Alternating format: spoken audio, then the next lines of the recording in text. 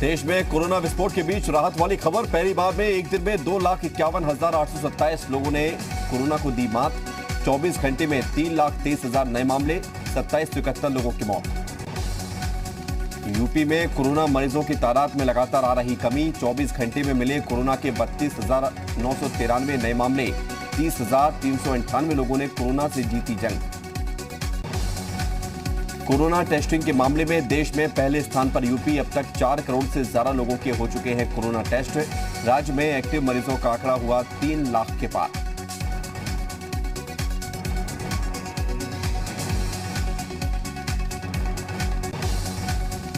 उत्तराखंड में बीते 24 घंटे में मिले 5,703 कोरोना केस। बीते 24 घंटे में 96 लोगों की कोरोना से मौत हुई। 1,471 मरीजों ने कोरोना से जीती जंग। उत्तराखंड में कोरोना संक्रमितों की संख्या पहुंची 1,62,562 तक।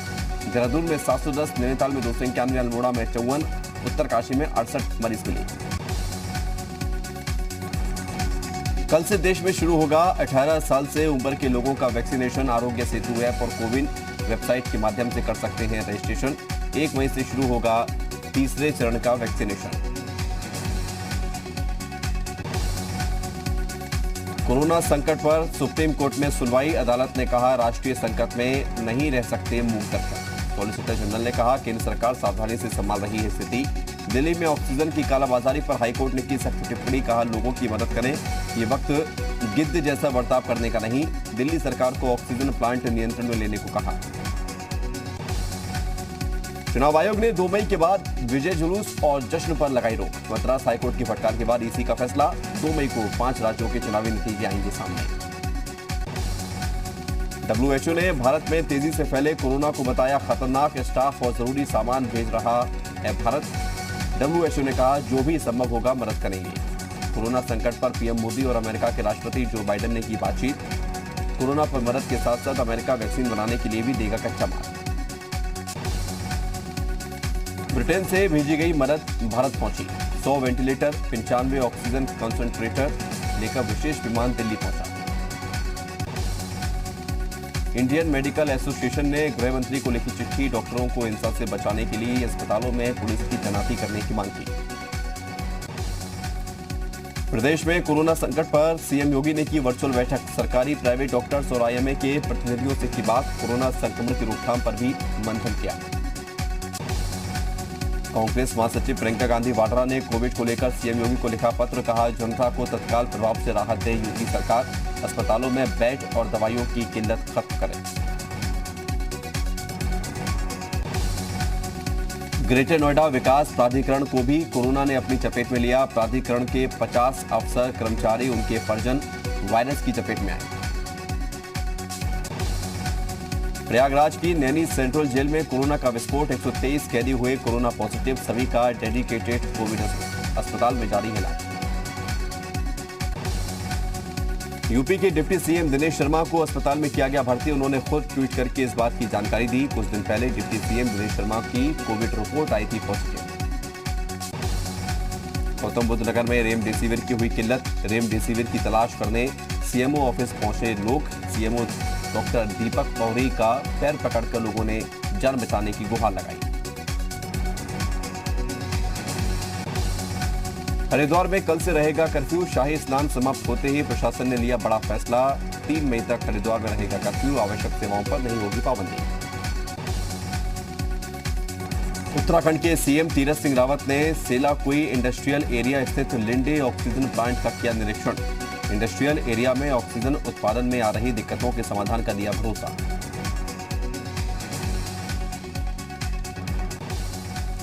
हल्द्वानी के राजपुरा शमशान घाट में कोरोना मरीजों के अंतिम संस्कार करने के बाद वहीं फेंके जा रहे पीपीई किट, मास्क और ग्लव्स।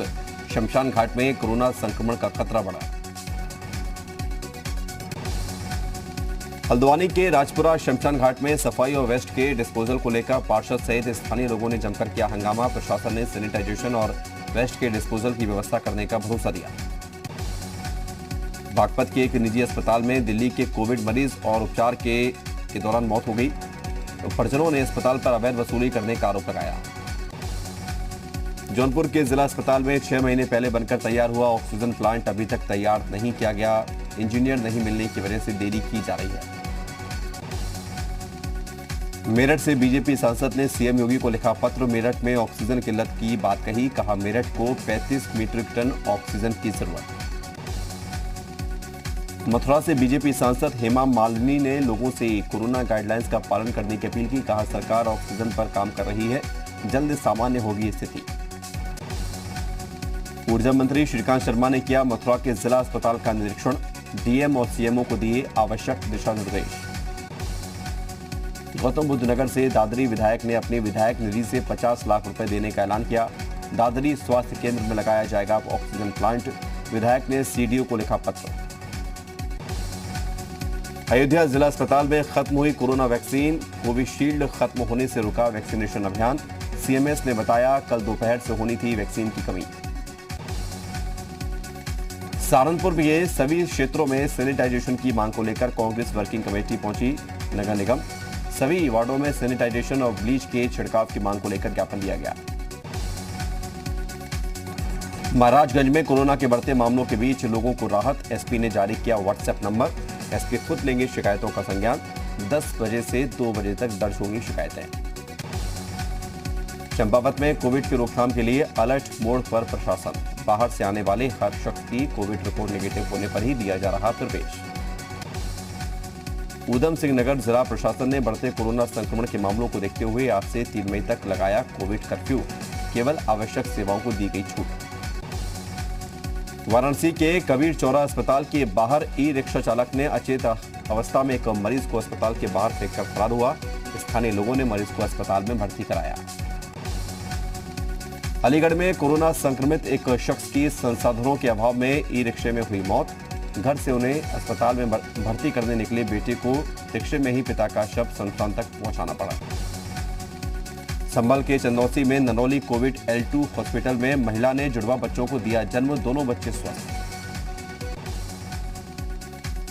पीलीभीत में स्कूली बच्चों ने एक घर में ही कोरोना वायरस को अपनी कला के रूप में दिया रंग। वीडियो बनाकर सोशल मीडिया पर किया वायरल। बच्चे लोगों से होम स्टे की अपील कर रहे हैं। अयोध्या में राम जन्मभूमि तीर्थ क्षेत्र ट्रस्ट के महामंत्री चंपत राय ने कोविड की महामारी को रोकने के लिए धार्मिक अनुष्ठान राम नाम जप और हनुमान चालीसा का पाठ करने की अपील की। सहारनपुर में कोविड से लोगों के बचाव के लिए 7 दिवसीय महामृत्युंजय मंत्र का जाप और हवन का आयोजन किया गया। राधा विहार स्थित महाकाली मंदिर में धार्मिक आयोजन हो रहा है। यूपी पंचायत चुनाव के आखिरी चरण का प्रचार रुका। 29 अप्रैल को सुबह 7 बजे से शुरू होगी वोटिंग। बहराइच में 29 अप्रैल को होने वाले पंचायत चुनाव के लिए जिला प्रशासन ने कसी कमर। परिवहन विभाग ने बड़े पैमाने पर किया गाड़ियों का अधिग्रहण। मथुरा में डीएम ने पंचायत चुनाव की तैयारियों को लेकर की बैठक। मतदान की तैयारियों के संबंध में जोनल और सेक्टर मजिस्ट्रेट को दिए निर्देश। सीतापुर में पंचायत चुनाव की तैयारियों को लेकर प्रशासन मुस्तैद। एसपी के नेतृत्व में तैयारियां की गई, समीक्षा की गई। पुलिस ने फ्लैग मार्च भी निकाला।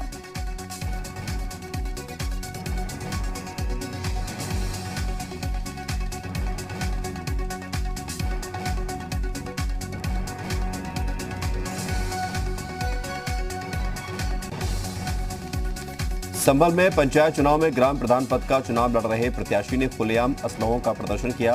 बैजोई थाना इलाके के पूरा गांव का मामला। संभल में पुलिस ने पंचायत चुनाव में प्रधान प्रत्याशी के समर्थकों को साड़ियां बांटने के आरोप में हिरासत में लिया। 500 साड़ियां बरामद। सीतापुर के प्रधान पद के प्रत्याशी ने निकाला जुलूस। धारा 144 का उल्लंघन। शिकायत के बाद पुलिस ने संज्ञान नहीं लिया। बुलंदशहर में पंचायत चुनाव में मतदाताओं को लालच देने का मामला सामने आया। प्रधान पद के 3 उम्मीदवारों के यहां से भारी मात्रा में रसगुल्ले, कोल्ड ड्रिंक बरामद की गई। अल्मोड़ा में सल्ट विधानसभा उपचुनाव की मतगणना के लिए जिला प्रशासन की तैयारी पूरी। 2 मई को राजकीय इंटर कॉलेज भिकियासेन में होगी मतगणना। मुरादाबाद में एक ठेकेदार के घर से लाखों की लूट का मामला सामने आया। बदमाश सारे जेवरात और 3 लाख रुपए कैश लूट कर भागे। मामले की जांच में जुटी पुलिस। अलीगढ़ के विजयगढ़ में जमीन के विवाद के चलते 2 पक्षों में हुआ जबरदस्त संघर्ष। एक पक्ष के 3 लोग हुए लहूलुहान। घटना का वीडियो सोशल मीडिया पर वायरल हुआ। श्रावस्ती में पुलिस को हेरोइन की बड़ी खेप पकड़ने में सफलता मिली। पुलिस और एसएसपी की संयुक्त कार्रवाई में करीब 150 ग्राम हेरोइन के साथ पकड़ा गया ड्रग तस्कर। जौनपुर में ऑक्सीजन और रेमडेसिविर इंजेक्शन के कालाबाजारी की खबर सामने आने पर कई स्थानों पर की गई छापेमारी। एएसपी के नेतृत्व में पुलिस टीम ने गैस सिलेंडर एजेंसियों और मेडिकल स्टोर्स पर मारा छापा। मथुरा में यमुना एक्सप्रेसवे पर बस हाईजैक कर लूट का पुलिस ने खुलासा किया। मुठभेड़ में 3 शातिर बदमाशों को गिरफ्तार किया गया। आगरा में मरीज के तीमारदारों ने हॉस्पिटल में जमकर हंगामा किया। हॉस्पिटल के स्टाफ को पीटने का आरोप लगाया। जमकर की गई तोड़फोड़, घटना कैमरे में कैद। आगरा में बारात चढ़ाई के दौरान जमकर बवाल हुआ। गांव वालों ने नहीं बजने दिया बैंड बाजा। बारातियों से की गई मारपीट, गाड़ियों में तोड़फोड़ हुई। आगरा के थाना मलपुरा के कस्बा क्षेत्र में पुलिस ने छापा मारकर ऑक्सीजन की कालाबाजारी कर रहे 2 आरोपियों को गिरफ्तार किया। 10 भरे और 30 खाली सिलेंडर जब्त किए गए। फिरोजाबाद में बुजुर्ग की अचानक मौत से स्वास्थ्य विभाग पर उठे सवाल। सांस लेने में दिक्कत के बाद लाया गया था ट्रॉमा सेंटर। ऑक्सीजन की कमी बताकर किया नहीं गया भर्ती। कौशाम्बी जिला अस्पताल से 7 रेमडेसिविर इंजेक्शन की चोरी। सीसीटीवी में सामने आई बात। मामले की जांच में जुटी पुलिस। अयोध्या में राम मंदिर निर्माण के लिए टाटा सन्स मुंबई ने किया दान। मंदिर निर्माण के लिए 5 करोड़ का दान किया गया। कार्यालय व्यवस्थापक प्रकाश गुप्ता ने दी जानकारी। चमोली के सुमना हिमस्खलन में लापता 2 और मजदूरों के शव बरामद हुए। अभी तक कुल 15 शव हो चुके हैं बरामद। घटनास्थल पर अभी भी रेस्क्यू अभियान जारी। प्रयागराज के मुठ्ठीगंज थाना क्षेत्र के हटिया इलाके में घर में लगी भीषण आग। कबाड़ का सामान जलकर खाक। दमकल ने पाया आग पर काबू। उत्तराखंड में बढ़े बिजली के दाम। उत्तराखंड विद्युत नियामक आयोग ने नई दरें लागू की। 101 से 200 यूनिट तक देने होंगे 4 रुपए प्रति यूनिट। मथुरा रेलवे स्टेशन के प्लेटफॉर्म नंबर 1 पर 10 साल का बच्चा ट्रेन और प्लेटफॉर्म के बीच फंसा। Senior ticket collector Suresh Meena ने सुरक्षित बाहर निकाला। हरिद्वार में महाकुंभ के आखिरी शाही स्नान का हुआ समापन। मौके पर 13 अलग अलग अखाड़ों के साधु संतों ने किया स्नान। देश दुनिया के सुख समृद्धि की कामना की। हरिद्वार में महाकुंभ के आखिरी शाही स्नान में निर्मोही और दिगंबर अखाड़े के साधु संतों ने लगाई आस्था की डुबकी। साधु संतों ने शाही स्नान के दौरान कोविड नियमों का रखा ध्यान।